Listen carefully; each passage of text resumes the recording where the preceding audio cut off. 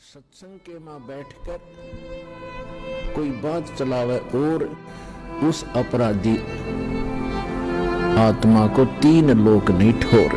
ये परमात्मा की वचन दास एज ए स्पीकर बोल रहा है, एज ए टेप रिकॉर्डर बोल रहा है। आदेश परमात्मा का चल रहा होता है और जो आत्मा अपने परमात्मा के आदेश को ध्यान से नहीं सुनता है उसको अपराधी बताया है।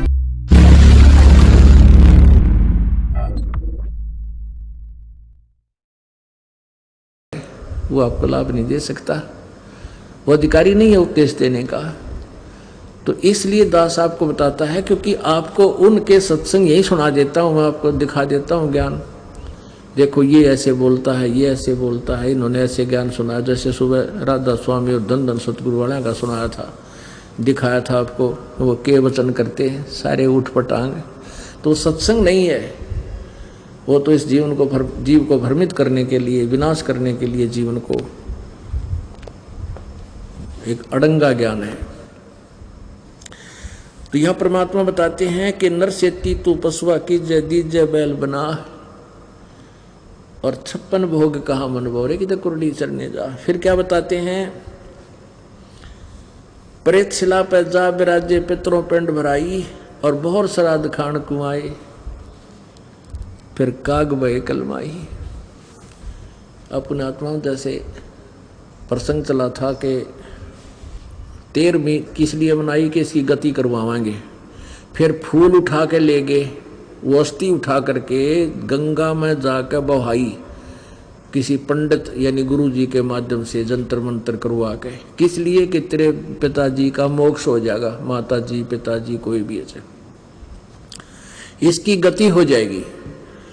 उसके बाद फिर क्या हुआ, महीने मनाए, वर्षोधि बनाई, वर्षी, और फिर हो गए श्राद्ध शुरू। अब श्राद्ध किए, मान लीजिए आपके पिताजी पहले 365 दिन आहार किया करते थे। 365 दिन 2-2 बार और 3-3 बार भी खाते थे, चाय पानी भी पिया करते। अब इन नकलियों ने के बना दिया कि जिस तिथि को, 8म 6th 7म दूज चौथ को, जो भी जिस दिन आपके पिताजी की मृत्यु हुई थी, वो फिर आसोज के महीने में 16 दिन सेलेक्ट कर लिए, एकम से लेकर अमावस्या से लेकर पूर्णवासी तक। इन 16 दिनों में से किसी भी तिथि को मृत्यु हुई हो, उसी दिन उसके नाम तय श्राद्ध करवा दे। श्राद्ध कैसे करते हैं, गुरुजी आते हैं घर पे, आप पर रोटी बनाते थे पहले वो, क्योंकि दूसरे न स्वच्छ नहीं मानते थे। और आप पे अच्छा गिच घी गेरे देसी, आप पे बढ़िया हलवा ठोके, बढ़िया खीर बनावे खूब दूध की। और वो क्या करते थे, कहते थे पहले थोड़ा सा निकाल कर उस भोजन में से, कहते ऊपर रख दो। परिवार वालों को कहते थे छत पर रखाओ। और फिर कहता देखना कौवा आ गया और भोजन खा गया, तुम्हारे पिताजी हो सकता कौवा बन गए हो, कौवा बन गए हैं और कौवे ने भोग लगा दिया तो तुम्हारे पिताजी को भोग लग गया, यानी ये तेरा पिताजी कौवा बन गया।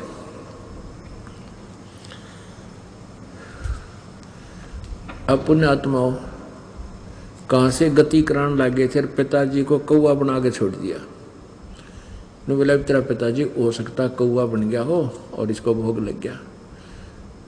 अब श्राद्धों के दिनों में देखे सबके घरों पे कौवे मंडराते दिखेंगे, और जो घर पे कौवा ना हो तो लोग बाहर रखा कि तो कौवा ने खुआ का, जब तेरे पिताजी हो सकता कौवा बन गया।